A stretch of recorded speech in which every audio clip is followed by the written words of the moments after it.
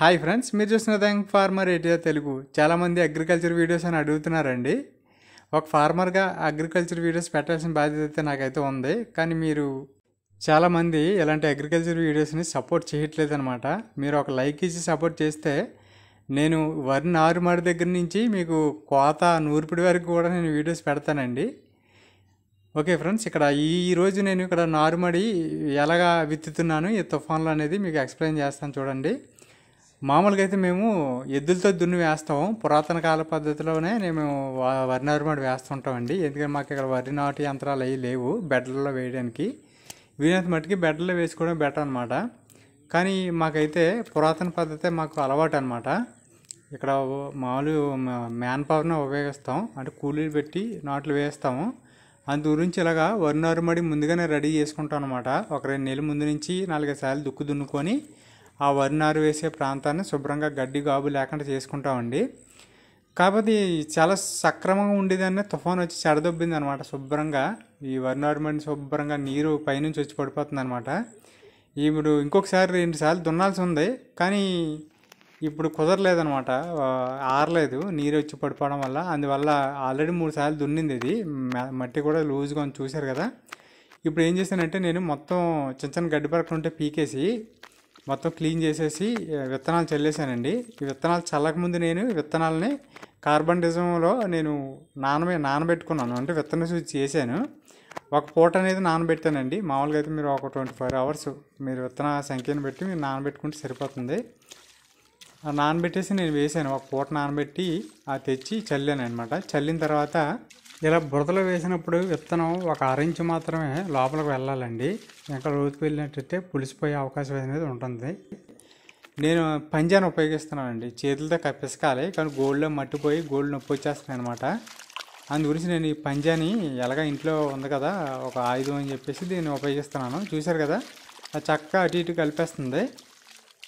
అటు ఇటు కలిపేస్తుంది. మామూలుగా అయితే కొంతమంది బురదతో నార్మల్గా దమ్ పట్టించేసుకొని మీదని చల్లుతారు, కానీ ఇక్కడ ఆ అవకాశం కూడా మాకు లేదనమాట.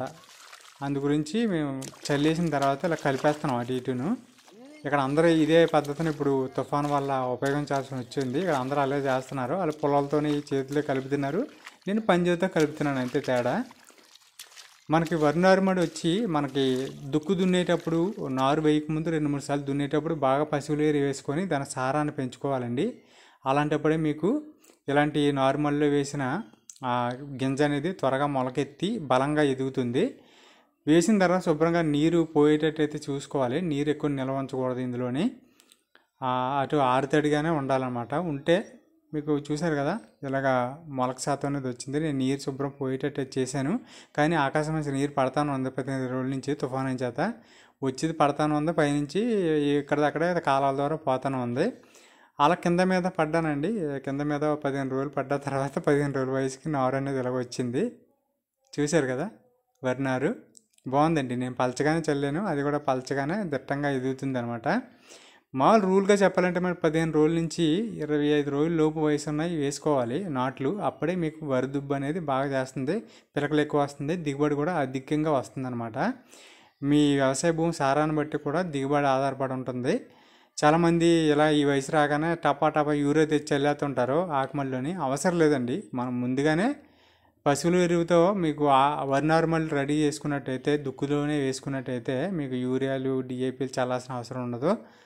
ఒకవేళ మీరు నారుమడి దుక్కులో పశువులు వేసి బలంగా చేసుకోలేనప్పుడు అందులో పోషక విలువలు లోపించి ఆకు పసుపచ్చుకు వచ్చేస్తుందండి. అలాంటప్పుడు మీరు కొంచెం ఆకు బలంగా ఉంచుకోవడం కోసం గ్రోమోర్ 28 ఉంటుందండి. యూరియా తర్వాత భాస్వరం కలిపి అయితే ఉంటుంది, అది వేసుకుంటే కొంచెం పర్లేదు. మీరు నాట్లు వేసేంతవరకు నారు బలంగా అయితే ఉంటుంది. అది కూడా తక్కువ మొత్తంలో వేసుకోవాలండి. మనం ఈ కాంప్లెక్స్ ఎరువులు ఎక్కువగా వేయకూడదు వ్యవసాయ భూమిలో.